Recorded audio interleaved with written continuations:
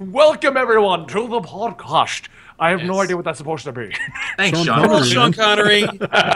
Welcome to the podcast. Our door's just a little Sal and I are slop. burnt out and tired and don't want to be here, but we're here. And Oh, well, Rob, I was, like, that's the thing. The spirit is willing, but the flesh is spongy. Good Zab Brannigan. Thank you. Oh man. Like, no, I want to be here, but I'm like, and Tiffany got sick, and I'm just like, oh, I might everyone be hear me getting now? sick. No not one was able to hear me this whole time. Huh? Yeah, we could hear you. I can hear you fine, yeah. Well, you guys could, but the stream couldn't. Which Oh. one? Yeah, there we go. I'll do it good. Welcome to the weekly poll. I'm Buddy from Comic Storian. That is Sal from Comic Pop. That is Joel from the Caped Joel Man. That is Rob from Comics Explained. And that is Faust, the prettiest man in the world, for it's super effective. He is a beautiful man. Can't argue with that. We are your comic book podcast, and we are exhausted and tired. Not all of Yeah. us are. Some of us didn't have a fun-filled weekend. We just went to a wedding. Some of us were filming a documentary Some all of us had- Saturday and Sunday. Some What of is us it had about? Canadian Is it about your Thanksgiving. hair? Yeah, man. Everyone has a about reason cosplay. to be tired and sick. All right, guys. So today we're going to talk about why Invincible Iron Man is awesome, and Rob wants to explain to you why it Superior leads into it. He wants to give you the verbatim reasons behind it. On top of that, we're going to discuss New York Comic Con and how awesome it was, and the weird part about everyone asking for Faust, thinking that he'd fly over the pond. Wait, people were asking for me? Oh yeah, they were asking for you. Yeah, where's Oh, yeah. Faust? Why isn't Faust here? They asked more for. This is not even a joke. More Where's for Faust? Faust than Rob. I think they just knew where Rob was. Everyone was asking where Faust was. Yeah. What? Nobody asked where I was? No, nobody asked you. Where. Wait a minute. Are you serious? Yeah, no one cared. Wow. Well, yeah, okay, then that's fine. Like as soon as we get done here, I'm uploading this podcast, and then I'm never gonna upload Rob Explained. There's a Comics Explained again. No No Uh-oh. one asked where I was. one cares. No one cares about me. Holding content hostage. Holding Yeah. if you guys want to see my videos, you're gonna care about Yeah. why You're gonna I'm not ask at a where the Better hell I am. retroactively care better where ask I where I'm was. If you guys do want to catch Rob, Sal, and myself, I guess we'll make the announcement now. We've been approved for a panel at the Rhode Island Comic Con, but they haven't given us a date or time yet. So, Yes, it's November 6th through the 7th, I think. well, 6th to the 8th. It's a 3-day thing. There's actually a huge guest list at it. So like we're Yeah, you should see that list. It's crazy. so we're going to Rhode Island Comic Con. I'm going. Sal and I are. I mean, no one will ask where you're at, so if you're missing, no one will know. But Maybe don't- I should consider Yeah, going. nobody I said cares. maybe we should fly Faust out there. I mean, you know, that's why everybody loves Fast, you, man. Fast be like, wow, Rhode Island, I'm in the smallest state ever. Wait, What is Rhode there to Island's a do? state? Okay. I ran from one Technically- side of the state to the other in 20 It's really minutes. more like a territory. Yeah, it's like a giant city that they just made a state. What Oh, is they also Rhode want Island Baltimore known for? Comic Con stories, but nothing happened to Baltimore, I don't think. Yeah, Nothing it's exciting. I mean, like, what can I we bought say? 2 All right. BB-8s. That's about it. Because we three went to Baltimore Comic Con. That was cool. We had fun afterwards. The show is just a good show. You should go if you haven't been to Baltimore Comic Con. Right. But as far as stories go, you know, we met Eris and hung out with him for a bit. That was it. I mean, like, we nothing met happened. Marv Wolfman. You know, like that was kind of fun. I We did. met different You people. guys wandered off and did it without me. Rob met Mark Wade for the first time. What hotels are we staying at?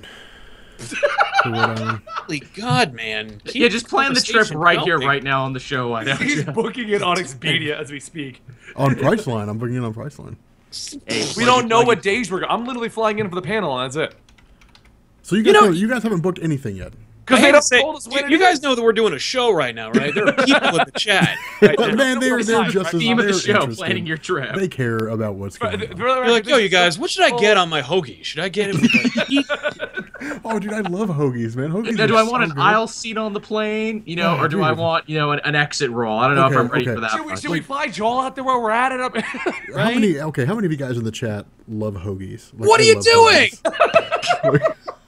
Now, what I love What? about hoagies is that the name's different everywhere you go. Sometimes they're sub sandwiches, sometimes they're grinders. They're Yeah, never like grinders. That's Oh, this is what Okay. happens when you get 5 individuals who are half asleep and not with it going. Those true. Hoagies, like hoagies that. are delicious. You know, I all want a right. sandwich. So, do we want to start with Invincible Iron Man? Or we want to start with Let's do the your- con. You do Baltimore. You were doing it just fine. Right. And then Rob's like, What hotel are we all staying at? This is, by the way, a realistic portrayal of what it's like to hang out with Rob. We're like, man, I don't know. I think I might get a divorce. I'm getting to the point where I'm at the edge of my rope. And Rob's like, yeah, but what drink should we get? I haven't Some umbrellas. It's like Rob is like that scene in The Room where Mark and Johnny are talking to each other, and Johnny is talking about like his marriage falling apart, and Mark goes, yeah, I'm thinking about moving into a big place, I'm getting a lot of money. That's not true. So That's almost a literal example of what you just did. So would that make Rob the Joey of this group? Oh, yeah. Oh, no. Yeah. I'm not the Joey of this group. I love that we all know The Room so well, you can just say he's the Joey and be like, No. I was thinking more Joey He's from thinking Friends. That's not what he was thinking What were about. you going with? Yeah, there's no Joey in The Room. But I haven't seen The Room, but I know all the you gotta lines, see, though. man. I know all the lines. That's one of those movies where even if you haven't seen it, everyone knows the lines now. Everyone knows about Mark and Lisa. Yeah, no. We'll do a Room thing one day, but not now. Oh, that's All right, well, let's go back to the Decon discussion Yeah, so we can so- discuss the comic book discussions. So the Room Con, when we all went to the Room Con, that my was God. I would go to a Room Con. So Baltimore Comic Con was cool. You should definitely check it out. There's some video that we did about it. Yeah, that's all I'm doing to do. New York Comic Con, on the other hand, was epic. Like, Oh yeah, no, it was. It was crazy. Experience was great. The show has it's been 10 years. This is its 10th year doing New York Comic Con. It's my 10th year going to New York Comic Con, and Oh, you sound old now. yeah, right. I mean, it's whatever, kids go, but like it started in 2006, and they've been hammering out the details. The last 3 years has been identical. Like it's pretty much been the same setup for the last 3 years. Artist Alley is in like an annex room, which is actually not a bad idea because it's basically just their own con over there. Then there's this They ridiculous. had a weird system this time though, where you could walk in one way, then they would shuffle you out of the building to then go they back kick in. you outside. And you gotta walk around the building. Like you're not allowed to wear your shoes in your house. Like it's, but it's actually not a bad idea because I've been stuck in. There's this channel that leads from Artist Alley to the main hall, And the then main they've hall always is- get the weirdest boost there. This Oh, time they were yeah. trying to promote the Jerry Springer show. They were promoting Jerry wow. Springer, and they were promoting the Larry Fillmore or Wilmore show, whatever the And hell. progressive. Oh yeah. And it was hilarious that they chose that particular host to try and get tickets to, because Larry Fillmore or whatever had just been under fire from the internet for having Bill Nye on and basically completely trashing him and the Mars discovery. And I was like, the last thing you want to do is basically call Bill Nye an asshole and then go to Comic-Con. Where he is a patron saint. Like Bill Nye has like, yeah, he is a patron saint of Comic-Con. Like it's Bill Nye, Bob Ross. Oh God, Bob Ross! I wish he was still alive because, dude, Bob Ross. Like people are like, oh Rob, I love your voice. No, I loved Bob Ross's voice. Like that guy's voice, man. Like I really feel like Bob Ross painted Morgan Freeman into existence. Rob, no one And cares. then Anyway. like that's and then the world, and the world's like it is now. Yeah. It's so, like it is now. but Okay, like, well, I mean, a couple cool things and Yes. problems. First off, day one, seeing the raptor roaming around from Jurassic World roaming around, cool as all hell. Day two, when entirely blocks up an entire section of New York Comic Con, not cool as hell. they built this huge like Jurassic World entryway for the main hall for the saw Comic Con. that. And they were blasting the Jurassic Park theme from hidden speakers behind big But it was only plants. 15 seconds of it. But just the part that matters, just just that part. And then it'd fade away, and then do. Well, that's what you want. You don't want to be walking through the doorways during like the trail end, during like the pterodactyl part. You want the main end. And let me tell you something. I like Jurassic Park. I'm a fan. I'm not like a fanboy for Jurassic Park, but I dig it. And even I was like going through those big archways with the main John Williams theme, and I'm like, holy crap, this is kind of awesome. It was pretty sweet. But yeah. they had to go with that. They had like an animatronic raptor at the entryway, which was cool because you would see it as you walked in, and they It was kept a the traffic dude in a moving. rap suit. What? It was a dude in a raptor Oh, suit. it was a dude in the suit? Yeah, there's a guy in there, and he was like and he has like puppets and crap. Oh, How much no, do you think he got paid for that? Yeah, it was awesome. Like, and he was running around. There was also a dude in an inflatable raptor suit. Yeah, that like was not one cool. of those, like one of those mascots where like they're in the big air thing, and he looked as stupid and hilarious as anyone does. And one of the best visuals from New York Comic Con is we were sitting in the press room and we're just like, oh god, like this is the day. And then Jack Sparrow comes charging past us at full steam, just running. And then this inflatable raptor comes out of nowhere chasing after. I'm like, this is the most surreal moment of my existence right here. Welcome to New York, kids. This is what it's like every day. But like epic, huge, like tens of thousands of people. Benny, what were some of the highlights? Let's hit the high. The first thing that happened was Dan, my editor on my channel. We got invited to go get vodka. Like it was just like, do you want free vodka? They were just on like, HBO? here. Yeah. No, it was like, do you want free vodka from HBO? And we're like, okay. And they were like, it's gonna be for the show Silicon Valley. And I'm like, well, I watched season 1. Right. And you're gonna give me free vodka. They're like, good enough. Right, so we're assuming this is like a nighttime Thursday party thing. No, it's at 2 p.m. in the afternoon. Free vodka at 2 p.m. in the afternoon. Yeah. And we show up, and we get behind, like, they're walking through the con, and they're making a big scene about the Silicon Valley guys being there. And they wanted us to walk behind them during the scene so that we would be on the camera. So we're doing that the whole way through. And they shuffle us into a panel, and it turns out that the Silicon Valley guys are crashing Comic Book Girl 19's panel. And now I'm crashing Comic Book Girl 19's panel. Yeah. So it was like so weird because you walk in there and then you just see this girl with pink hair and you're like, I know a girl with pink hair. Oh my god, it's her. And we didn't even know that she was going to have a panel. That was kind of like a left field thing for us. I had no idea that A, she was going to be there, B, she was going to do a signing, or C, that she was going to have a panel at all. Like, that was kind of surprising for me. I don't know about anybody else. Like, was anybody else, like, aware that that was going to happen? Because I don't remember much I had no idea that signage. was going to happen. I But had that's no 'cause I idea. wasn't there, you know. So I when was Benny's like, oh, go ahead. I was surprised to hear that she was there actually, because she'd just gotten back from an Omega Studio Center to Asia Pop Comic Con in Manila. Oh yeah, I remember that. Maybe So she flew directly from there to New York, or maybe she had a connecting flight, and they're like, you know what, this works out perfectly. Just go. I mean, the fact is, that was... But no, but the kicker was, once that was over, we then step outside, and they're like, free vodka for anybody who's with us. Here, go into this thing. And what they did was they put you in a booth that was the size of, like, 4 tables. That was the entire free vodka area. And, of course, the line is now, like, up the escalator for free vodka shots. Like, Now, Wow. I will say, I gotta say, like, while the Smirnoff thing was pretty awesome, that was not the drink of the con. The drink of the con was the alternate 2015's Pepsi Perfect from the Back to the Future display. Oh yeah. Where that's right. Back to the Future had their own corner where they were promoting the October 21st release of the re-release of Back to the Future on Blu-ray, and as such they recreated the bar scene from Cafe 80s, and anybody who was dressed as Marty McFly could get themselves a newly created Pepsi Perfect That's in the so bottles, sick. in the case. They would go up to the bar, it would come out from the bar, and they would get to take is it that home. how that worked? Because I didn't have a vest, so I didn't walk over to it. That's That's how it freaking worked, amazing. and you could only get it if you were dressed as Marty McFly, or I guess worked there. But don't worry, because they are making 1,500 of them, and you could buy one for $22. Super limited Where do I edition. buy that? man. I'm I'm going to pull a Rob. Hold on. I'm going to Amazon. Yeah, let's derail the conversation so we can just go on your internet net quest or your web quest. You All right, know, so, yeah, no. So that was cool though, and that was cool. We bombed the whole thing, and then of course we leave, and of course she's popping up and a bunch of other stuff, and we're all like, "What the hell is going on?" But the cooler part, in my opinion, was the Valiant thing.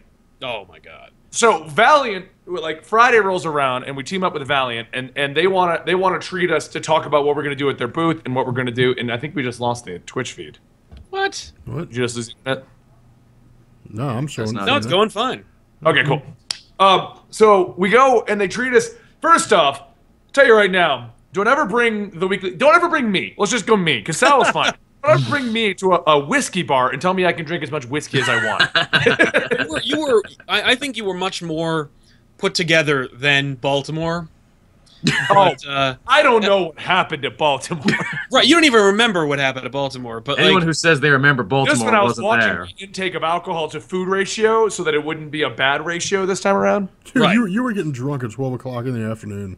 yeah, Well, you also Baltimore? didn't eat anything. I think you ate more in New York this time, so it helped out. Well, But, like, Baltimore, we had okay, for the record, all of us went out for a weekly pool dinner at Baltimore, and we couldn't get into a restaurant, so they let us sit at the bar. So we all got like cocktails, like girly little fruity cocktails. Like it was great. We all had fruit in there, and I'm old enough. I don't give a crap about looking like a man, whatever. I'll have an umbrella. It's cool.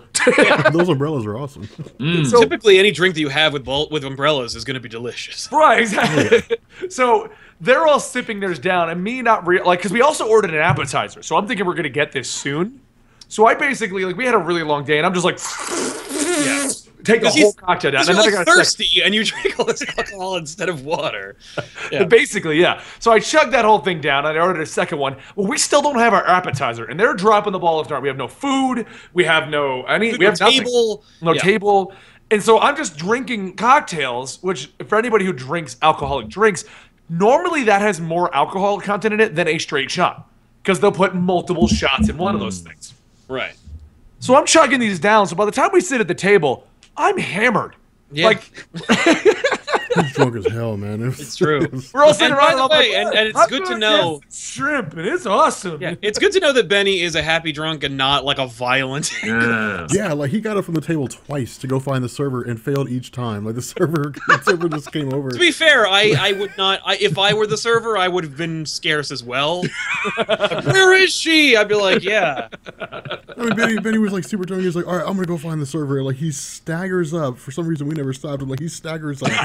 You know, and, I'll be like, honest. makes Like, his way I through didn't. the restaurant, and we're just like, I didn't "Oh want my to God." stop him because I kind of wanted him to find her because she was really bad at her job, and I really wanted her coming back. She was a terrible We'll server. just let our drunk friend go make an ass. Sounds of just himself. like good. Yeah, I'm like, Well, yeah. no, so that's what happened at Baltimore, and I had a really bad hangover the next day. But They took us to a So- whiskey bar, which is about like a few. well, no, but here's like, the difference. blocks At from New there. York Comic Con, like we went to Baltimore for fun.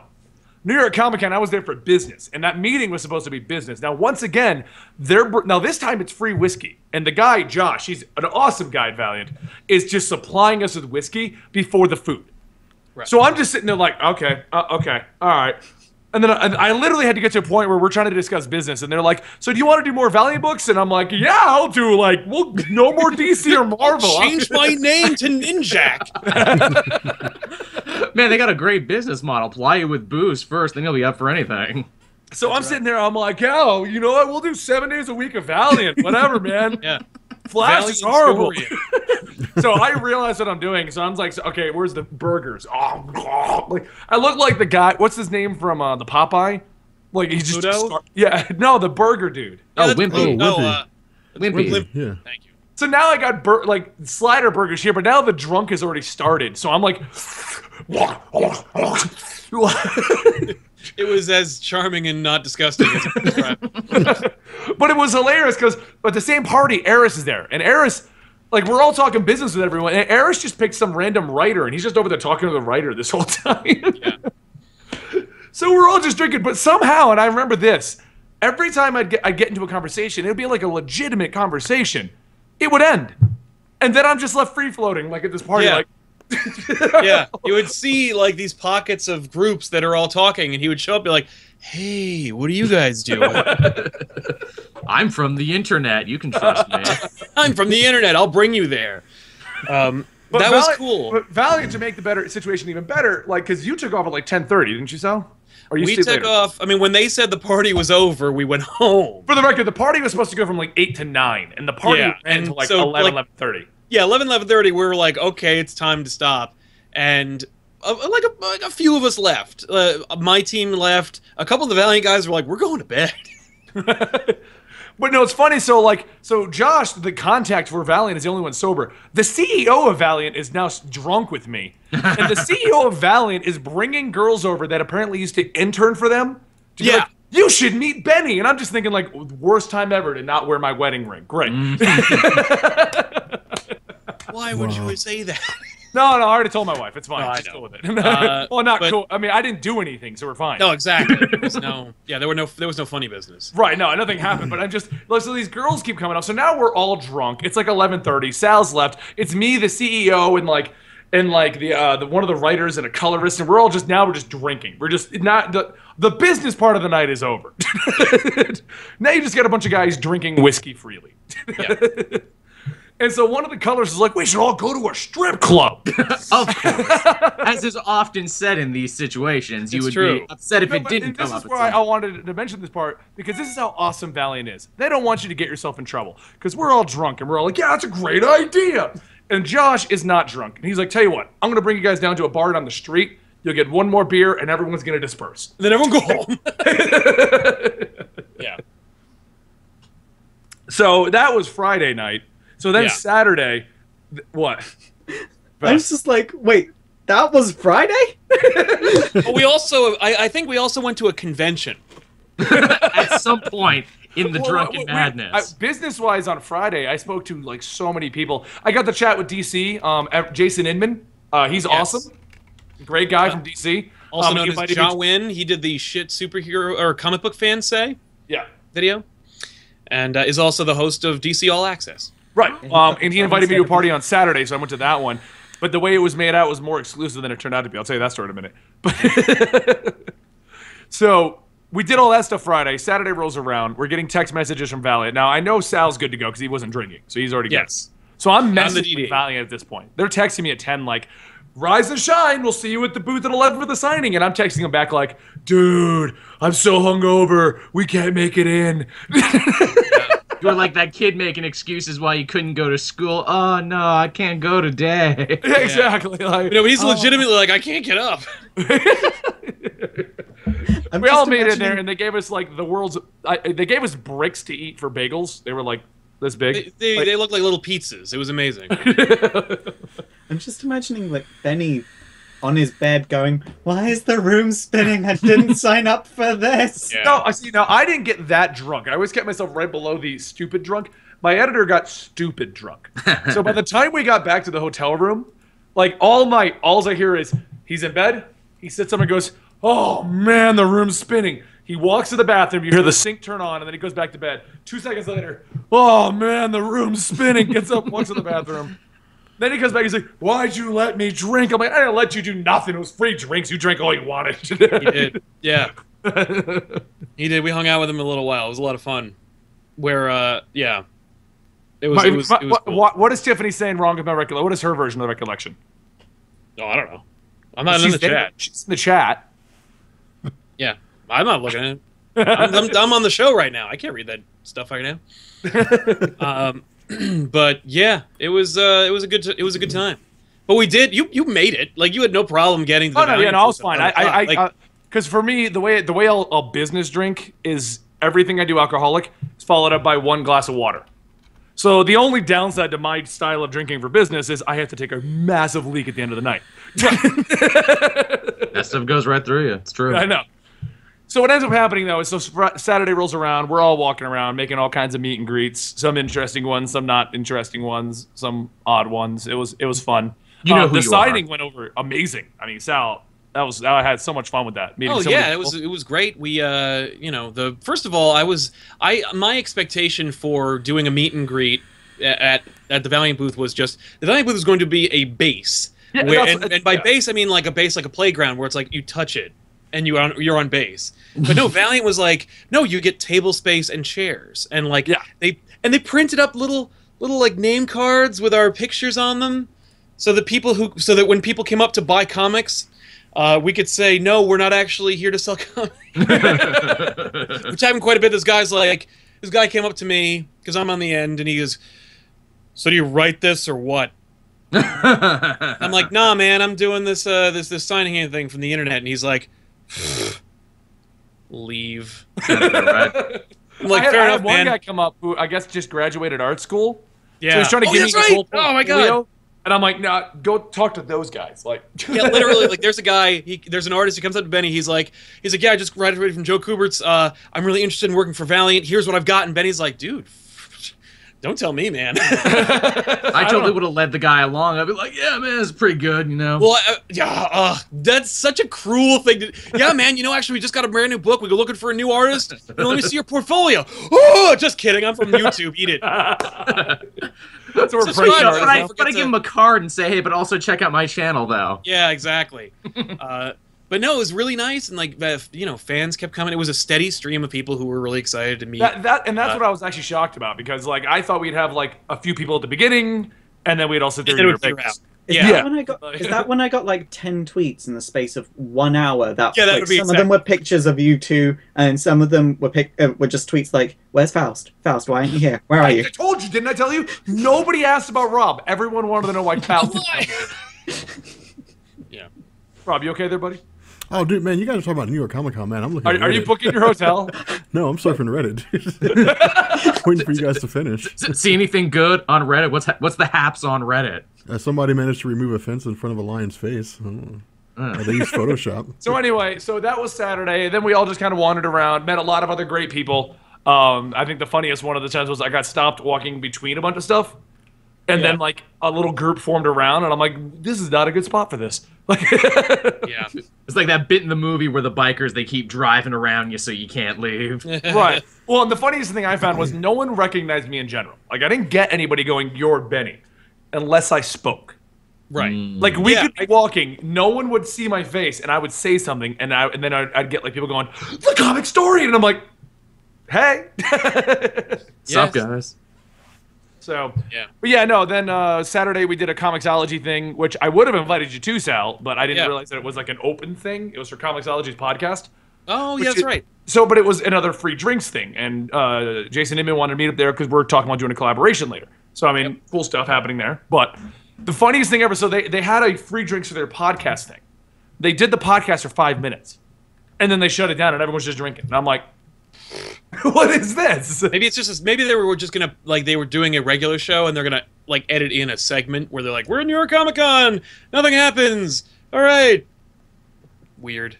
That's bizarre. We were hooked up with tickets to go see Hollywood Babylon with Kevin Smith and Ralph Garman. Oh, nice. We went to go see that live, which was awesome, and then they brought us up to the green room. We got to meet Kevin Smith and Ralph Garman. That was pretty sweet. You didn't tell me about that. Now I hate you. That happened, and deal with it. But man, Benny's love is as caustic as his hate, isn't it? I know, right? He's like, "Yeah, I'm so great." Oh. Every time I hear the name Kevin Smith, my mind just goes to that scene in King of the Nerds. Which What happened one? to King of the Nerds? There's this girl crying on a bed going, Oh my God, Kevin yes! Smith! I know way more about Batman than Joshua! And my mind just goes there every time. That's so funny. Yeah. Yeah. I remember that. That's like the nerd equivalent of "it's a motherfucking walk off." Well, so what I'm ended familiar up with that. happening It's though Project is Runway. Sunday, Big show I for- think nothing happened Sunday. Like, we didn't even meet up Sunday. No, Did it you didn't even show up? Well, like we came in. Tiffany's sister was visiting, and she had to take a bus, which was at Port Authority. So we're like, might as well go. We'll be at Port Authority. You mean you didn't film a video at the historic Port Authority? You didn't have Comic Pop visits? Yeah, the Port Comic Pop Authority? visits this disgusting bus station. Dude, you see, that's the difference between you and me, man. I would have made that video. let me. Here's the thing. Here's the thing about like Comic Pop and the disposable video. We did it already. Like, you know, if you love Comic Pop, and this is not a promotion for me or anything, but if you love our channel and you watch every video, there's 4 years of a reality show of me and the gang hanging out. You'll never see because it's so boring. But most of them are like, the gang goes to the Port Authority. The gang goes to an abandoned fairy tale theme park. The gang goes to a candy store. So you were the gang Scooby-Doo? goes to the beach. Like, if that is not something you want to watch. Then he watched it all when he found us for the first time, and he's like, "Take that crap down." I did not say that. I See, now I want to see But it. funny side note, when I first found Sal, I was playing Dark Souls, and I just had his channel on playthrough. Eventually, you get to the old stuff. Yeah, he's hearing Christmas specials. He's like, "Why is Santa Claus hanging out with these guys? What's a cartoon leprechauns?" And then like, yeah, and he's like, "Okay, what happened?" It's like, "What were you trying to do?" And then where did comic books come in? I'm like, "Yeah, exactly." So no, we don't do the Port Authority videos anymore. Well, so anyway, yeah, Sunday, I don't know, I went there and just got a bunch of signatures. I got Joshua Williamson to sign Birthright and stuff like that. Williamson was there? Yeah. Damn it. Dude, and there was nobody at his booth. That sucks ass. Where was he? Was he in Artist Alley? In the image booth. No, he was in the image booth. Like, Image as booth. a featured signer. Yeah. So I showed up there, and there's like 3 other people there getting Birthright signed. I got mine signed. I asked him if we could do more Birthright. He said he'll forward it over to Skybound, and that was it. Like That's awesome. right. You met Zub, didn't you? I met Zub. We hung out. That was cool. I've met Zub at every con I've gone to. By hung He's out, got I mean a talked for 5 minutes, and that was it. But I count that. Okay. I feel a little He's a wonderful man, Jim Zub. He teaches art here in Toronto. One of my best friends from high school is actually a student of his where he teaches art. That's awesome. No. We got the we also got one of those. Jim Zub was handing out if you mentioned Wayward, he would give you a little like House of the Clan thing. Yokai Slayer. A little Yokai Slayer like sticker that it was like a flag that you're would gonna adhere beat to me the for back this. of your badge. Hold on. I'll be right back. Keep telling the story, Sal. Go. Okay. So he would get like if you mentioned Wayward, he'd be like, "Oh, well then you get to be a Yokai Slayer. Here's your sticker." And it looked like a little like banner flag like from medieval That's times. cool. That adhered to the back of your badge, so it was really cool. We met him and talked to him a little bit. We also got to meet the lovely and talented Marguerite Bennett, who is incredible to meet in person, but also her booth was so cute because like she had the issue of that every writer at a Comic-Con has, which is I wrote the book, I cannot give you a sketch, I don't have prints for sale. How about some candy? So like her booth had and her booth looked like a picnic where it was like some flowers and some candy and her name. Awesome. And it was and like I got her card Margaret and her Bennett. card is just her name and her Twitter handle. I'm like, do I need I follow you on Twitter already. I guess that's it. All right, cool. Not to toot my own horn, but I'm sure I've mentioned this before. I was actually one of the first people to interview Marguerite Bennett. When I asked her for an interview, she's like, "Why do you want to talk to me?" I'm like, "Because you wrote a Batman annual. That's amazing, and you're going places. That's why I want to talk to you." Yeah, and she certainly is, man. She's awesome. I gotta show this to Faust. It's in hardback. It's the new special edition that they're coming out with, and. Oh, here it comes. Directly to me. If you freeze the camera right here, you can pinpoint the moment Faust's heart breaks in half. That's right. I actually got another book of Wayward completely signed by him to give out on the channel if you just want it instead, Faust. No, your fans should get it if you're gonna give it away. Well, no, it just says it's just like a generic signature, but it's just. If you're gonna give it away, it's kind of a bit of an asshole thing for me to do. If I'm just like, hey. Yeah, hey, we're buds, right? Yeah. Especially now that you've built it up, it would be just like, yes, give it to me. Screw your fans. Give it Yeah. Shut up, everybody in the chat. I'm taking that. Wait, tell you what, everyone in the chat, you decide. Does Faust get it, or do I give it away? Right. Okay, really quick story. We were at New York Comic Con. Todd McFarlane had his Todd McFarlane Toys booth. He was doing signings. They were giving out wristbands so that you could actually get your signature. There was no way to like just go up to him. And we kept like trying to catch up with him every time we got there. He was gone. Ben from Comic Pop, one of his first comic books ever was Batman Spawn. Nice. Or rather, Spawn Batman, drawn by Todd McFarlane, written by Frank Miller, who was also there, which Tiffany almost slammed into him while they were walking by, and she's like, "Wah!" So we're at the end of the day. They're packing him up. Like Ben had been hanging out there almost for like an hour or two, and then McFarlane shows up. He's packing. He's getting out of there, and there's a couple people who are like waiting in the wings to like spring a book at him, and which is not gonna fly. McFarlane's done this too many times. The dude knows his stuff, and but Ben just goes, "Hey Todd," and McFarlane turns because nobody's called him that, and he goes, "Thank you so much for for drawing one of my favorite books." And holds up Spawn Batman. And McFarlane looks at him like, "Are you out of your mind?" And then he gives him this total just like shit-eating grin where he's like, and then he reaches over and he's like, "Give me your hand." And gives him one of those like, "You're okay in my book" handshakes. It's that look that said, "I can't believe you brought that to a Comic-Con, but also I'm kind of impressed you did." And had that experience. I'm like, you know what? That's better than a signature. That's a real moment. Now, at any point during this, did Todd McFarlane get sued in between from walking to Yeah. the booth to walking back? Did he get Neil sued? Gaiman came and just slapped him, and then and $20,000 fell out of his ear. Now that's what I want. The grudge match of the century. Friggin' Neil Gaiman and McFarlane in a steel cage, one night only. Those don't happen as often as they used to. You had Frank Cho and Robbie Rodriguez like right across from each other, and neither of them freaked out, so that was interesting. The guy who draws Spider-Gwen apparently had a real problem with Frank Cho's depiction of Spider-Gwen. Frank Cho has been apparently making it his career to draw insults hurled at him on variant covers. Non-stop. He was on the Ed the Sock show talking about that. Canadians will know Ed the Sock, but yeah. I don't know what that means. I assume it's, some kind of show. Sock show. It does sound really Canadian. Yeah, doesn't it?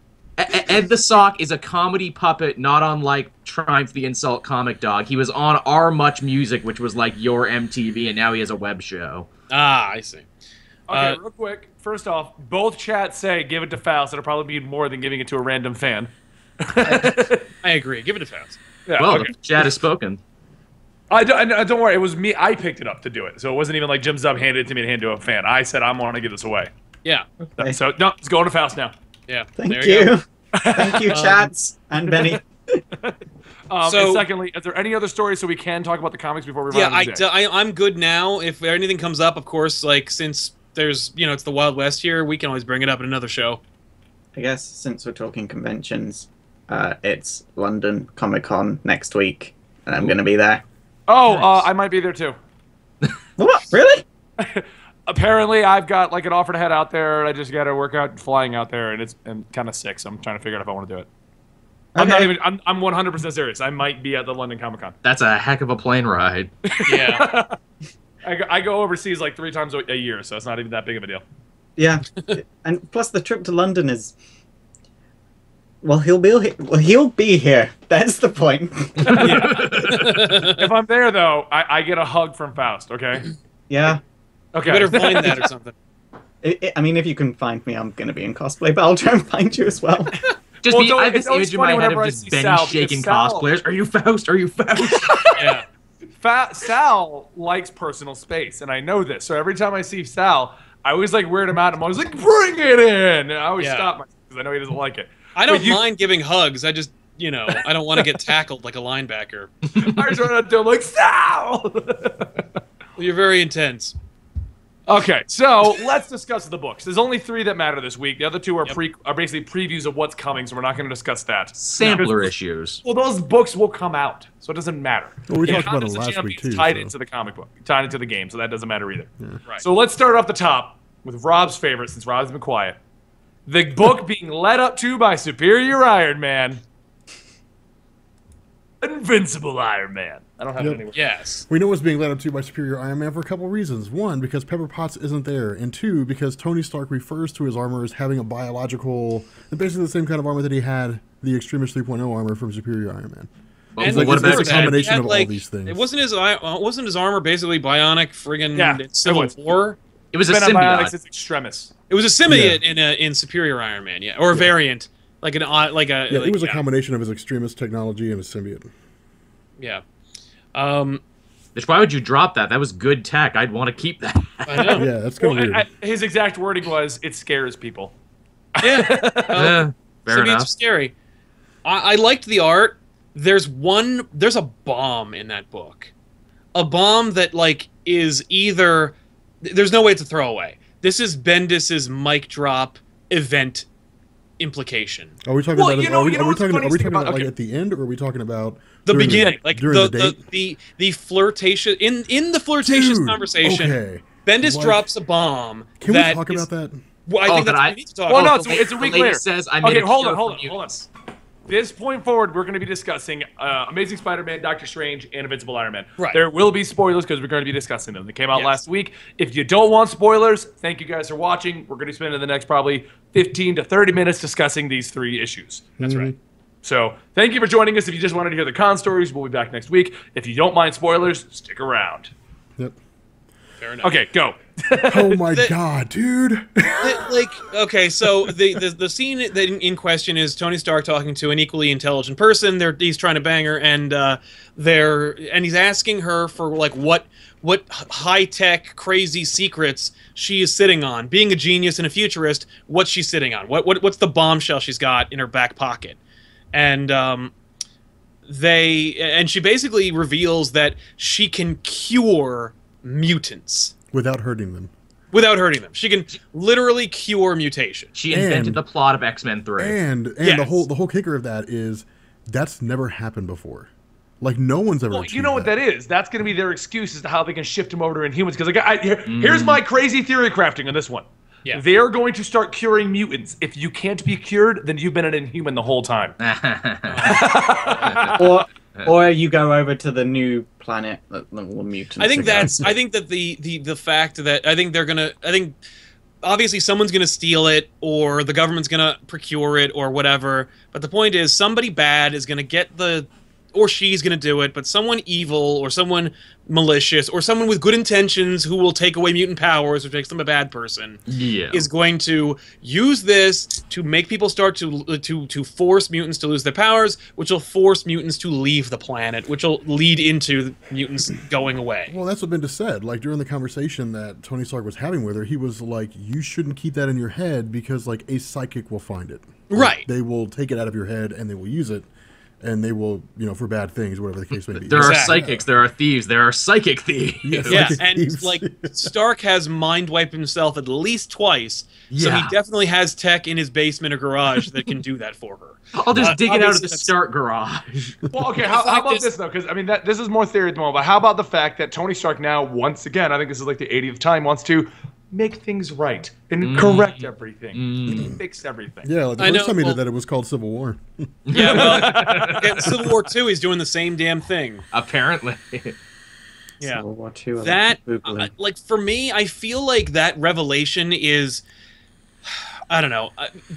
Ultimate End hasn't ended yet, which is hilarious, but Ultimate End for me, and you'll see why I'm segueing into that, but like Ultimate End for me is Bendis's like frustrated, angry response to like, how come Jonathan Hickman gets to rewrite the Marvel continuity? I'm the architect here, and so the Marvel Universe won't get rebooted until I say it's rebooted. That's why Ultimate End is so friggin' not connected and convoluted. And I feel like this mutant thing is Bendis' way of being like, okay, we're getting back to basics here. Bendis is back, and we're gonna disrupt the apple cart here with the mutant cure. Listen, I know that no one likes my X-Men, but I will change the X-Men. He comes in, pitches up his pants.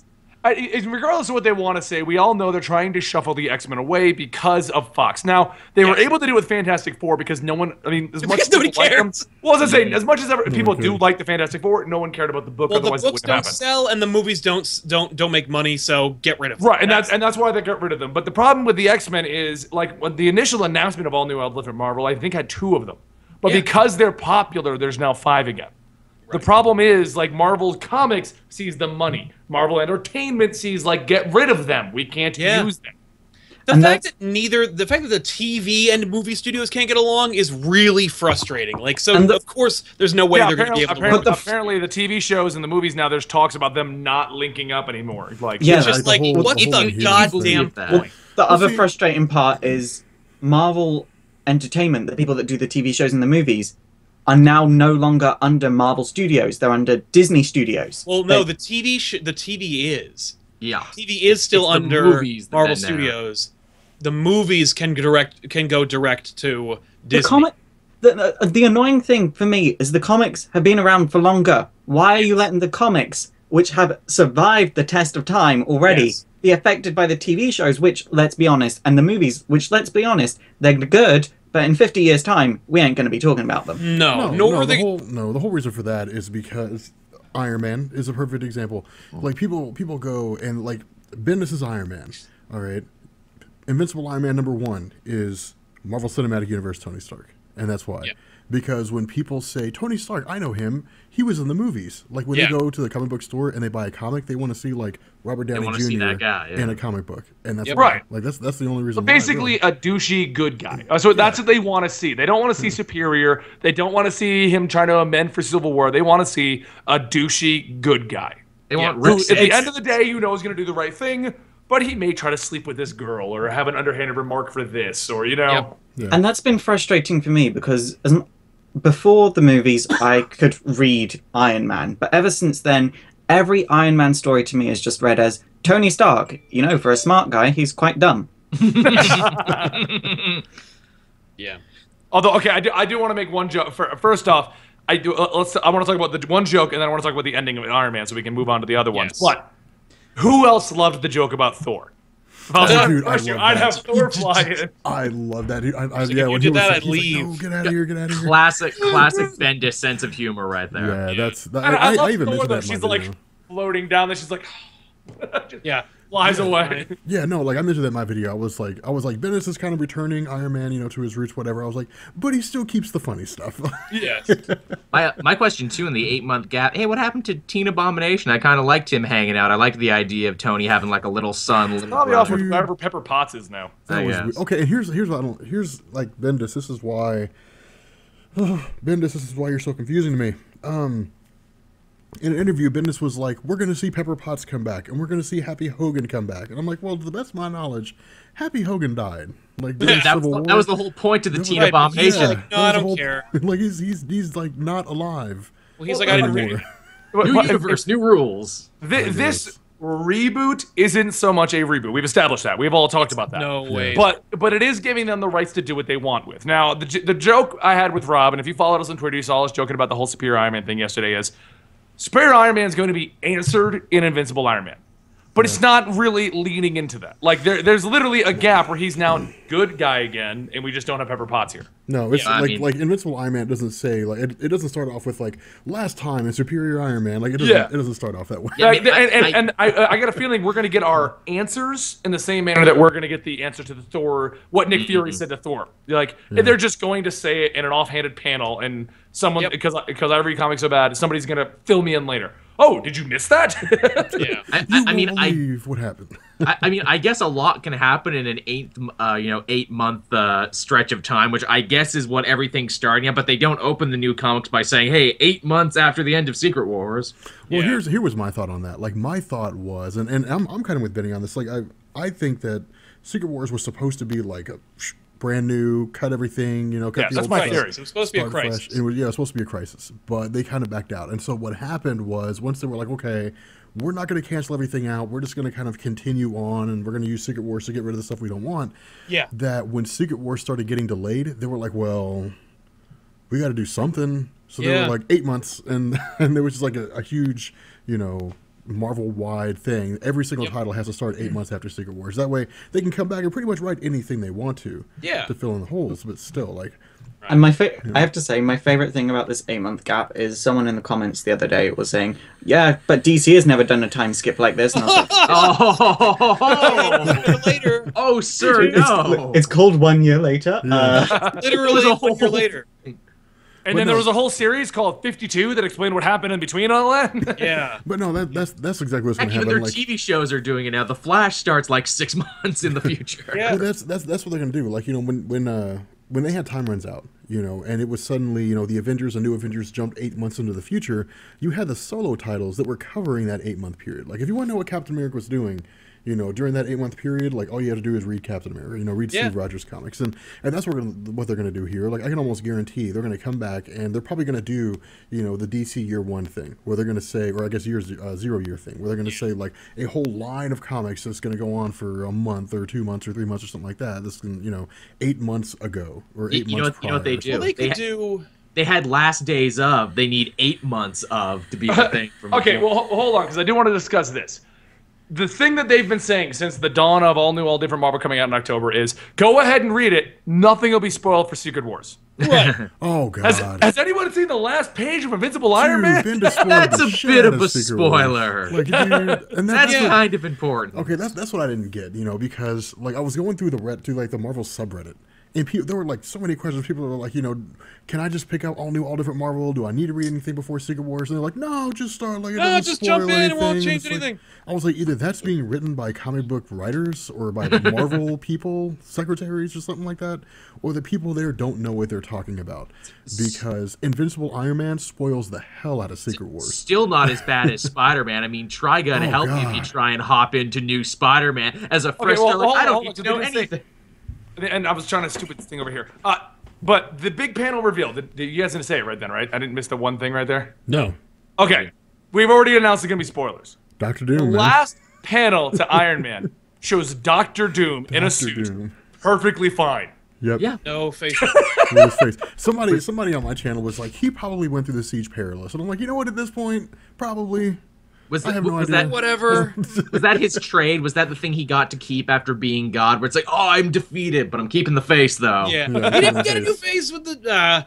Yeah, even when he it's a was younger- God, he didn't have a new face. Maybe it's a younger clone body, and he downloaded his personality into it and pretended to be his son, and now it's like that's what happened in the 8th month gap. That sounds kind of familiar. That story you just told. Where have I heard that elsewhere? Yeah, the idea God, of a cosmic. Yeah, well, they just had a crisis, so. So that's our Invincible Iron Man opinions, reviews. Everyone here, I mean, I say get it. I loved it. Oh yeah, it was well written. If you don't mind having when I made my video, I was like, by the way, there will probably be spoilers for Secret Wars. If you don't mind having, if you're not even reading Secret Wars or you don't care, read Invincible Iron Man. Or just if you're don't done, read the last page. If you're done, jump in. Like I keep saying, enjoy Invincible Iron Man now for the first 2 arcs until Bendis gets bored and starts working on other projects. I'm so and then done with Secret Wars, literally, because we all go to the comic store, we all read the books. And Jason read Secret Wars, and then he revealed it all in our video that we put out for it. Like, here's what happened. Blah, blah, you should get it, blah, blah. I was like, I'm not even going to read it. I know now. I don't even care. Like, that's all. You gave me all the bits I needed for that one. Yeah. Right. Still bought it. Before we talk about Doctor Strange, we talk about Avengers Zero. No, I didn't read it. It was like it was It was a sampler. Was it the same thing as the Free Comic Book Day book? No, it that's was all new, different all than different that. Avengers. It's okay. So my issue with Avengers number 0. I just need to rant about this. There's a part because they go through exploring all the different new Avengers all the new teams you can read about right now. And there's a part where they've got the new Avengers, which has Billy, Teddy, Squirrel Girl, and a bunch of characters I don't care about. Yeah, and Avengers idea mechanics, yes. Yeah. My issue with that, the preview that they showed, and I hope the whole series isn't like this. Where the hell's the fun? You have 2 of the characters in the that are from the Young Avengers and Squirrel Girl. Where's the fun? You know where the fun is. Yeah, that should not. That should be a whimsical, fun book. I think Spider-Man's on that team too. It should be just like a jokey, wisecracking. Spider-Man's on that team. Spider-Man is on the Uncanny Avengers. Uncanny. Dude, I'm gonna tell you right now, like New Avengers, like Marvel's gonna cancel the hell out of that book. Like But I'd give here's that the book thing. 2 months, 3 months. But here's at the most. thing with New Avengers, though. It's a big holdover from Secret Wars because the villain in that is the Maker, who started a new team called Whisper. So Ultimate Reed Richards is now in the main universe and hassling the New Avengers. The Secret Wars established him as being the Dark Reed now. Like, Right. I did go through and he pulls off the mask. We see the damage done and all that other crap. So Which we knew was there. It's not. Yeah. Like it was a deal. Which is they funny were like, big reveal. Oh yeah, is if you've been funny. reading Ultimate, you know. because we haven't seen much of Reed in anything for this all new, all different. I wonder, is Maker just going to be Reed now I for the think main so. universe?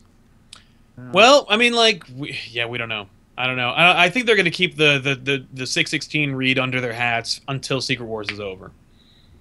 I like to that. He's gonna come back eventually, but I guarantee you something happens where he's gone. Same thing with Sue. I don't think I've seen her in anything. Sue the and kids. Reed, I think, are gone from something. Yeah. Kids too. We haven't seen the kids in anything. The kids No. either, but we do have Ben Grimm and the Human Torch already back. So. They should just they should put Franklin and Valeria on an X-Men team or something. Just because. Just make Have them them killed humans. up by Terrigen Mists. Or create a new Power Pack team. Hey, Oh there yeah, you 'cause go. that's what we need. Yeah, we need the white main kids to come back and Anyway, Yeah. let's move on to next. Let's go to Doctor Strange next. Because I'm, first off, loved that. That had to be the best book this week. Doctor Hands Strange down. is incredible. I loved book, it. Josh Art. I loved it, but the layout really, I could not stop thinking of Sandman Overture. The whole time I was reading it, I was like, this just feels a little bit too Neil Gaiman inspired. Like, Like the going Isn't to that the what everybody? thing. I mean, like, who doesn't want a Neil Gaiman Doctor Strange book? yeah, but But if I want that, I want it done by Neil Gaiman. If Yeah, anyone Gaiman's else... not gonna. Gaiman ain't writing a Doctor Strange book. I enjoyed the book, but I think I liked it a little less than the rest of you. For a Jason Aaron book, it was surprisingly un-Jason Aaron-y, which That's what I liked about it. A lot of his quirks. What I liked about it, because I've always looked at Doctor Strange as being like the all-powerful sorcerer supreme. We go get him when there's a problem, and we're never going to write a book about him, so you're never going to know more about this guy. I loved, like, the first issue. We didn't go into any of that. They just ignored the whole thing, and they were just like, here's what he does. The great part for me... My favorite scene was going into the bar. It's a cool idea that Doctor Strange hangs out with Scarlet Witch and Brother Voodoo and all these guys, just Shaman. chatting it up. I liked that. I liked the opening page reveal that shows you the Ditko Stan Lee actual panels from the actual first Doctor Strange story, but as if to say like that nothing changed. Yeah, like he's the same. If you read this, if you've been reading Doctor Strange since 1967 or whatever, it's the same freaking character. And that's like, for me, I'm like, good. like, because there's also going to be another book called Spidey, which is, I'm sure, going to retcon everything about his origin so that he's young and hip and newer. And probably looks like the new actor from the new movies. Well, I guarantee you that suit on the cover of Spidey is going to be in the movies. It's too specific. But anyway, I feel like, but I love that page because it was just like, it's the same Doctor Strange. Cool. I love Bachelor's art. I liked Aaron's dialogue. I liked how he subdued the sandworm chick. Yeah. Oh, I love the idea that every crazy person you've ever met might just be a wizard. Yeah. You're a wizard, Harry. Yeah. Like you just see him beating on stuff, and then normally be like, "Oh, what a crazy guy! Oh, don't worry about me." Exactly. Yeah, I love that idea. That's a fun element that I like to see in fiction, where it's like the world with it, like the world below the surface of another world, and like the things that you take for granted are actually things going on. Like I think that's really cool. Felt surprisingly Constantine too, which got me at points. Like when he's walking and talking, I'm like, is he gonna light a smoke now? Because that's the only thing he's missing right now. Yeah.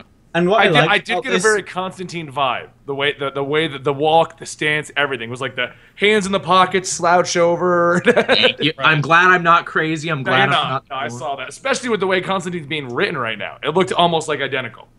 Like the artwork. What I liked about this though was by like how they described it, I was so prepared for like this dark book that's like, yeah, this is good, but I want to die. And then I read it, and it's actually kind of fun. Yeah, it was a fun book. Yeah. Yeah, it's not melancholy, and I know the setup at the end with like wizard hunters and stuff. That's cool. That's cool.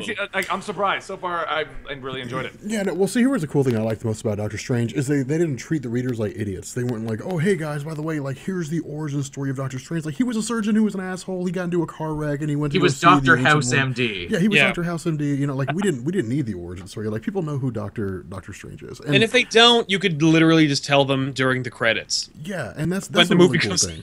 Yeah, that's a really cool thing about it. I do like that idea. One, I like immediately right off the bat, Jason Aaron was like other dimensions. One of the things that I really liked too was it took away, like it removed the element of him like physically going to other dimensions and was like, he's really just performing a seance basically on this kid. Yeah. And like that I think was a really cool thing because, you know, like. You're making kissy faces. Huh? You're making kissy faces. I said he was just hovering when he was kissing the chick. Yeah, he started making kissy faces. He's like, it's done.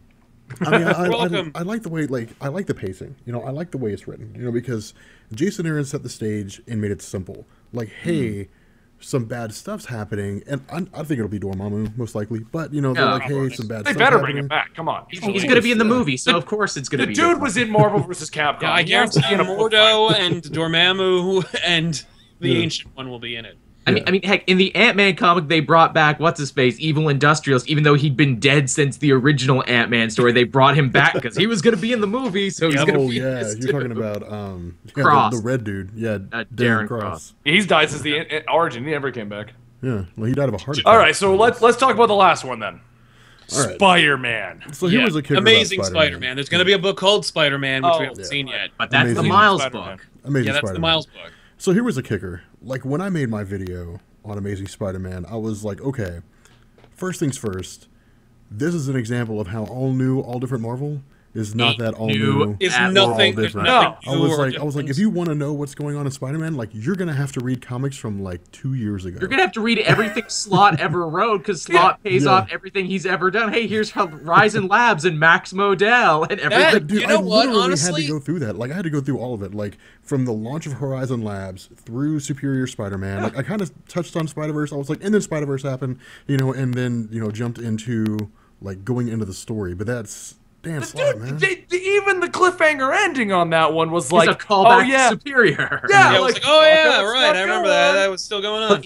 But Here's this the thing. t- I but that- totally saw that coming. I'm like, what are they going to do that's big? Oh, they got to mention Doc Ock again. Well, like once the Living Brain was brought in the beginning of of the arc for Superior Spider-Man, I'm like, oh yeah, well he's gonna be the linchpin. Like, Which you totally got to give Slott credit. Where it's like, man, you wrote so many back doors into this, so you could get out of Superior if you had to. yep. Well, and I'll be honest too. Like, it wasn't really even until like I finished Amazing Spider-Man #1, and Dr. Octopus was revealed to be, I have like a copy of his brain in the Living Brain, that when I was going back and looking at Superior Spider-Man, I was like, why didn't I think of that before? It's Like, true. It's like the most obvious thing. Because the golden Octobot threw you off is what it was. That was the red herring. That was the Kansas City Shuffle. That was getting everybody looking over here when the real stuff was happening over here. Yeah. Like, all of these throwbacks just prove, like, and people's reactions to it just prove what we've been saying all along, which was we were kind of lied to in terms of where we stood with Secret Wars. Yep. Yeah. Yep. Entirely. Everything I dies. don't think we were lied to, though. I don't. I think that this literally was like, because some of the people we've spoken to have said they had other plans.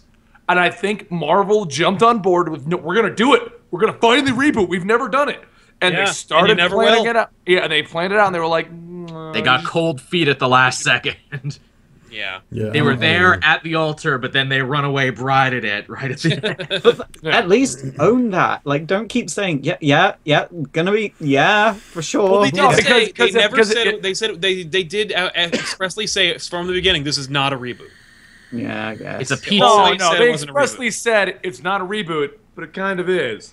Well, they, It's a no. pizza. They it's kept not a saying reboot, it was and a it's kind of pizza. not. Like there's nothing about all new, all different. All right, Madame Mask was a character from 1969.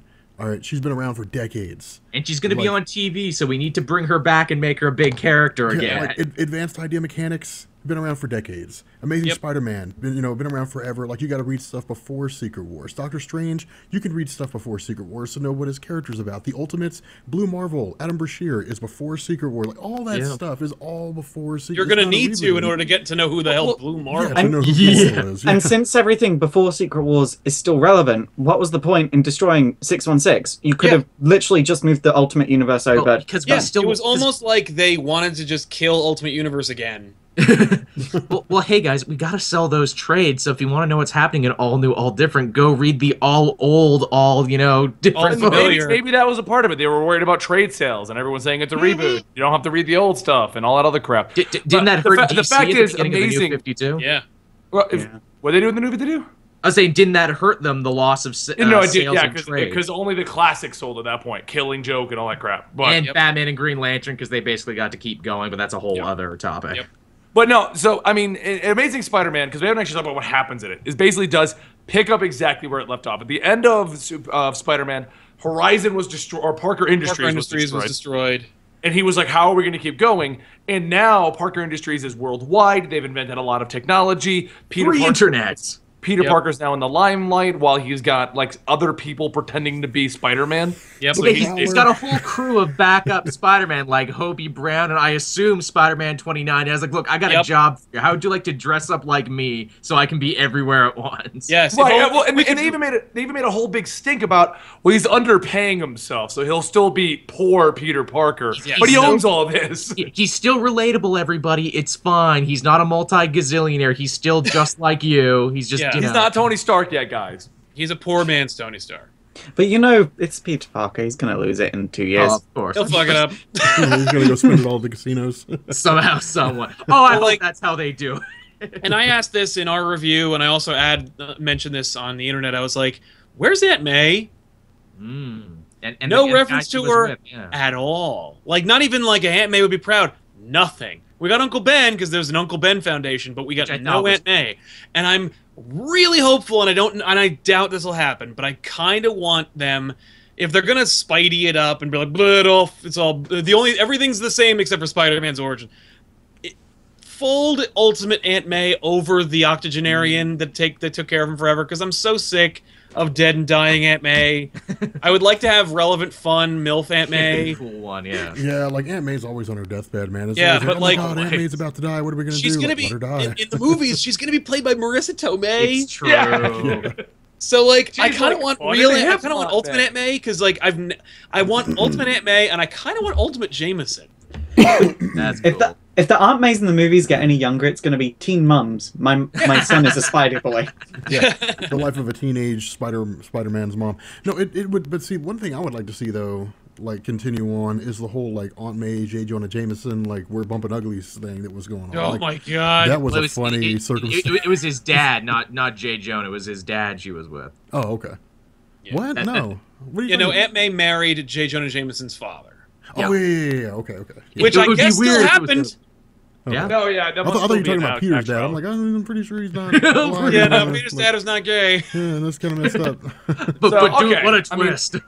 Well, for the record, though, I mean, you guys liked Amazing Spider-Man. I loved the direction that they went with this. I enjoyed it. I was really expecting it to. I would. If you told me a year ago that I would like this first issue more than any of Renew Your Vows, I'd have told you were crazy. Right. But Renew Your Vows was like this sloppy mess, and this is actually paying off things. Like I didn't like the characters that Dan Slott had created for the series, like Max Modell and Horizon Labs. I was really sad to see where that wound up, and I was really glad to see what happened, like the payoff in this issue. And I was like, this is really like that was really nice. I enjoyed the character development. I was happy to see some of these characters actually like doing well, or at least being respected and treated, like, you know, given a story. You know, it's cool. I dug it. Well, I love the fact they're bringing them back. Like, Yeah, we're I love doing them. it again. Yeah, This could just be me, but like, I read a Spider-Man book and I'm like, oh, people are happy. I don't trust it. yeah. Like- Oh, no, it is Never not- trust happiness. No, but I also know that like Slott wants Peter Parker to succeed. That's the difference. Is that like most writers are like, oh boy, a person I can kick, and like Stegman or DeMatteis or Michelini, like just eat it. Like you're Bob Gale, just like, yeah, this guy really sucks, doesn't he? Everybody, but like Just Dan elbow Slott's the dropping one- Spider-Man. Dan Slott's the only guy who's like, you know, this dude could actually probably outsmart Reed Richards if you gave him a few minutes, or you know, this guy actually invented web shooters when he was friggin' 15, or That's you know, this pretty dude actually knows his stuff and he's been through the ringer more than like the Thing. So like, you might want to give him kind of a pass. Like this dude knows his history, he knows the character, and above all else, he loves this character. Yeah. Like. And he doesn't love him like he thinks Spider-Man's a cool-looking drawing. Like, he really wants Peter Parker to succeed. It's why, because he could have easily been like, Parker Industries was a cool idea that, like, obviously was never going to work out. It falling to the ground is typical Parker luck. Move the hell on and get us back to kicking Peter Parker down the road. He's like, but instead he's like, let's do something different. Let's surprise them by making it actually succeed. Let's Now, let that him being win said- a little. Now, that being said, it will 12 fall. issues. I give Parker it 12 Industries will issues. be destroyed. Oh, of course. Like, Well- Parker Industries will probably be absorbed into Stark Industries. Actually, wouldn't it be interesting to see Peter destroying Parker Industries, Well, like he out will. of his own choice? Because he's horrible. Like, his responsibility is his downfall. Well, his I mean, Parker, there- I can tell you right now what's going to happen. Parker Net's going to turn into Skynet, and basically, and he's going to have to destroy it.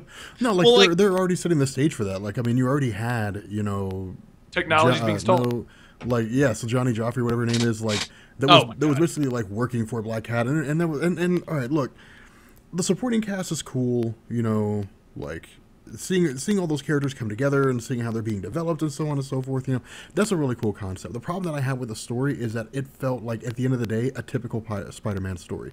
Hey, here's this guy who's really popular, and let's have him fight like a rogue group of some small-time terrorists that want to The take his Zodiac technology. Lords. The Zodiac, you know, and it's like, really, like, Yeah. you know, Like, that's what he is. If you didn't like Spider-Man 25 years ago, guess what? You still don't like it. Well, that's but you know what? We do.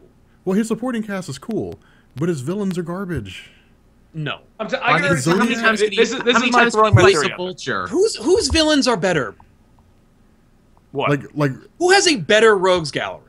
Iron Man.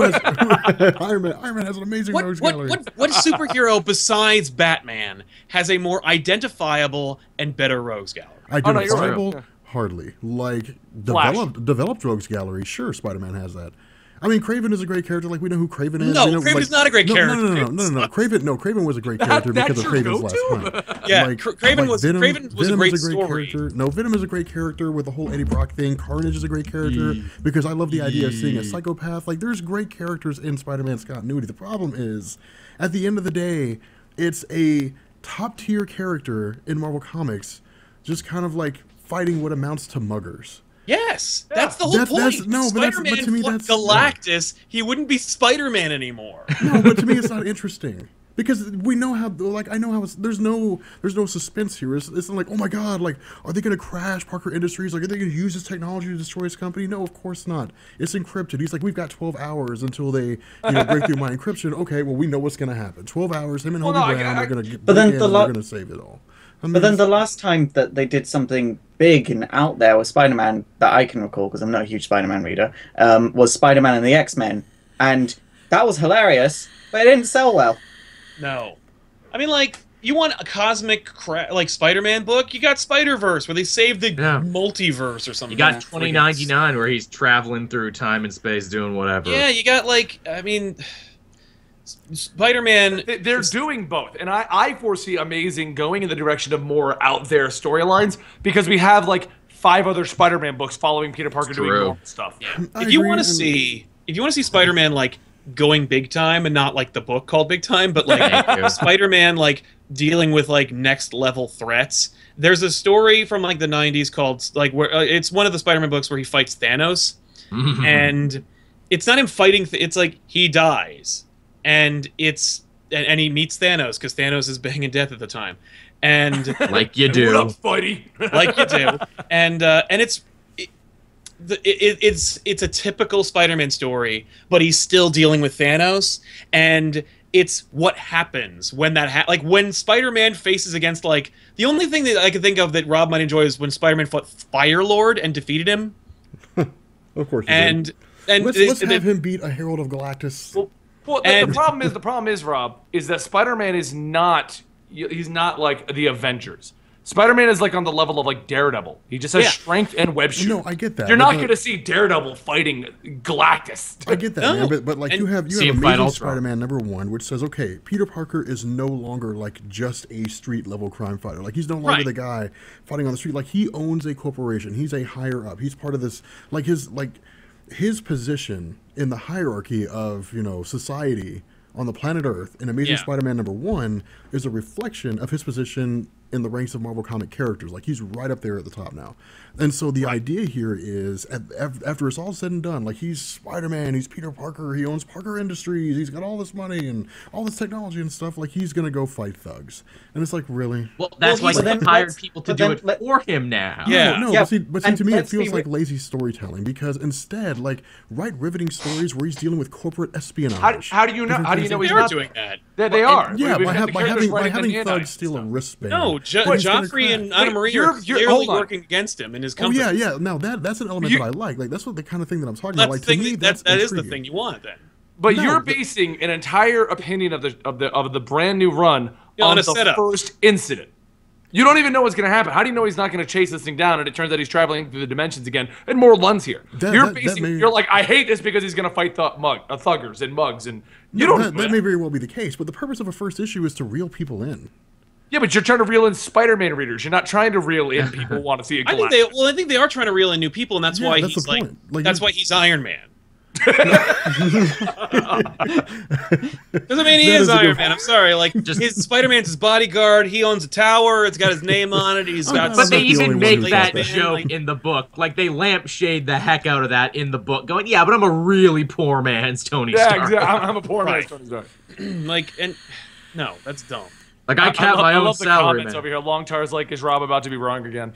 It's a personal opinion. I'm not wrong. I'm just saying, like, to me, as a non-avid Spider-Man reader, I went into this and I said, there are elements of this story that are amazing. Seeing Parker Industries being, I guess, kind of trying to take, taken out from within. Like, seeing members of his company trying to take out Peter Parker and replace Parker Industries with their own image is a cool concept. But once the final conflict of the story was, give us your watch. See, that's what it amounted to. This is what makes me laugh about this whole conversation is I'm in the same boat as Rob, but also the totally opposite end of it. Because when I read a Spider-Man story, like, I'm not an avid Spider-Man reader, but I want something like Spider-Man and the X-Men, where I'm just crying with laughter the whole time, where I've got, like, the most quotable line of the year. Like, in Spider-Man and the X-Men, it was honestly, but I don't want to cure cancer. I want to make dinosaurs. I want to make people into dinosaurs. Yeah. And, like, for me, Sauron, dude, that character was so goofy. That's Stegron the Dinosaur Man. Yeah. No, I thought that was Sauron that said that. No, but here, think about this though, Rob, and here is just more proof that is continuing on the way it was. You want more out there adventures. You enjoyed Spider-Verse, right? To a degree. Which is funny because I hated Spider-Verse. Well, what I'm saying is Spider-Verse was next level of fighting. I like the idea of, like, jumping through dimensions, like seeing we are technically only 4 issues from that. I agree. I'm not saying it's impossible. What I'm saying is, like, we haven't even. All we've had since then is a corporate espionage bad guy known as the Ghost. That is all we've had. So exactly what you want is exactly what's happened, because Secret Wars put Spider-Man on hold for 6 months. Yeah. So all we've had is what you wanted, and now we're going into the next arc. We don't know where it's going to go. The corporate espionage person that was Black Cat, I'm pretty sure that's who it's going to turn out to be. Oh, no, because, it was because we don't know who hired. Silk is working for Black Cat. Like, that's the basis of her story. Well, and Alchemax was trying to wreck him too, because Alchemax didn't like what was going on with them, and also didn't Molten Man work for Alchemax? Where it's like, hey, Molten Man, what's up with you? It's been forever. He's Liz Allen's brother, so yes. I'm just saying, like and Liz Allen is now. Liz Allen's in charge of Alchemax, exactly. By no means do I think Amazing Spider-Man was a terribly written story, not by a long shot. There are just elements of it that didn't appeal to me. Yeah, that's fair. So. Well, Rob, I'm going to leave it on this note. You're wrong. I'm right. People, thank you guys for watching people in the chat are like, your opinion's wrong, Rob, because it's not the same opinion as mine. Yeah. All right, but anyway, welcome to YouTube. That's all of the books, right, guys? I mean, there's no one that we're missing. Conte's the Champion sets up all the big stuff. Like there's going to be a huge dump next week. Conte's the Champions wasn't horrible, but it wasn't. I was surprised how much I ended up liking Contest of Champions. Yeah. It was just goofy, good-natured fun. I would totally read a book about the Outlaw, the Black British Punisher. Yeah, it literally felt like the Hunger Games meets Mortal Kombat for like Marvel Comics. It certainly was. And if you can get on board with that goofiness, then I'm all for. Also, I like Stick is alive now and hanging out with the Meissner. It's just like, hey, I'm Scott Glenn. What's up? Dude, that was a cool, for 1 second, that was a cool reveal when the Maestro was like, why do we need Daredevil? Like, when we have the original. The man who taught him. We have the man who taught him. Like, we've got Stick. Cool. But no, but Conte's the Champions is cool. And next week, tomorrow, we got a whole bunch more books coming out. So it's going to be awesome. We have stuff to talk about again, guys. Yeah. So, based upon the sundial in Rob's house, because we can't read it now because it's holy black. Crap! Yeah, it is dark, man. I'm sitting in the dark. I expect to see like a girl with hair over her face and a nightgown behind her. Dude, climbing out of your like computer screen. Like stuff like that will give me nightmares, man. It's not. What is that? Hey, Sadako, get back into the well. Have you seen Gotham yet? Because after the Joker, then Gotham was awesome again. Didn't watch the new episode last night. I know it's Penguin focused. I was gonna watch it before I hopped on here. I hear Paul Rubens is gonna play Penguin's dad. Yes, That's he Is prized the Penguin role. like the main villain in Gotham? Yeah, he's the top boss currently, but none of that matters. So anyway, thank you guys for joining us. We are here every Tuesday at 6 o'clock Eastern. Yeah. Yep. On our Twitch channel, twitch.tv/eligible monster. If you're watching this over my channel, this is more of a sneak preview of what we do over there. Sometimes I stream this over here, sometimes I don't. That's what happens. And if you want to watch it post, it will be up on iTunes and on Rob's channel, which is Comics Explained. Thank you guys so much for joining us. Is there any parting notes we need to say? My brain's about to explode with sickness, so I just kind of want to... Always remember, guys, if there's anything that my discussions on Spider-Man have taught you, is that unless you agree with the hive mind, you're always wrong. As you walk down that road of life, remember, hitchhike it's faster. Hitchhike is faster. I can do that. All right, thank you guys so much. We will see you next week right here. Same Bat channel, same Spider-Man time. right. Yeah, something like that. All new, all different, all the same. all the same. No, you know what we're gonna do? We're all gonna go to each other's house and stream. Like I'm gonna go to Faust's house. He's gonna come here. Oh, okay. Yeah, but it'll all It's be the same weekly poll, just different locations. Exactly. Thank you guys. Peace. Later.